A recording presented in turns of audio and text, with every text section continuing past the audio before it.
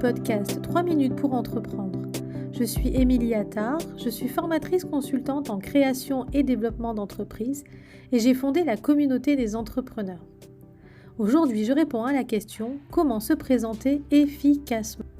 Ce moment où tu passes de porteur de projet à entrepreneur est très important. Et ce moment, il se met en place dès que tu commences à parler de ton projet, à te présenter, toi et ton entreprise. Mais ce moment précis, il peut être fatal. Il peut te démoraliser si tu n'y es pas vraiment préparé. Alors dans cet épisode, je vais t'expliquer pourquoi une mauvaise présentation peut être fatale et surtout comment te préparer efficacement. Une mauvaise présentation de ton projet et de ton histoire peut être catastrophique pour ton business, car si la présentation que tu réalises n'est pas bonne, tu ne veux pas intéresser qui que ce soit. Et il n'y a rien de pire que de parler de son entreprise et d'être face à des regards fuyants, des soupirs ou pire encore, des dos qui se tournent.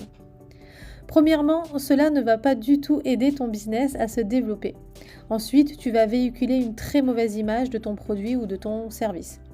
Et enfin, tu verras que ta confiance en toi va vraiment en prendre un coup.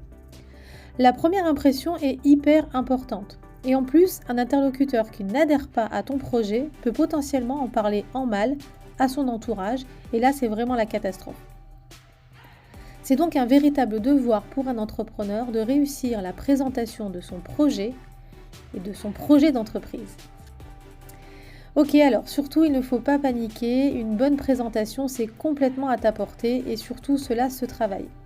Avec de la méthode et de l'entraînement, tu vas rapidement devenir le parfait ambassadeur de ton activité. Pour cela, la première étape consiste à travailler à l'écrit la description de ton activité et son histoire. Mets sur papier les mots-clés, c'est-à-dire les termes qui te semblent essentiels pour expliquer ton activité clairement, susciter de l'intérêt pour ton produit et donner envie à ton interlocuteur de te poser des questions et donc d'aller au-delà de ta présentation. Ce texte ne doit pas être trop long, mais doit tout de même comporter des éléments essentiels de ton business et de ton histoire. L'histoire, c'est super important. Pour t'aider dans la réalisation de cet exercice, tu peux par exemple te poser les questions suivantes. Qu'est-ce que je vends ? À qui je le vends ?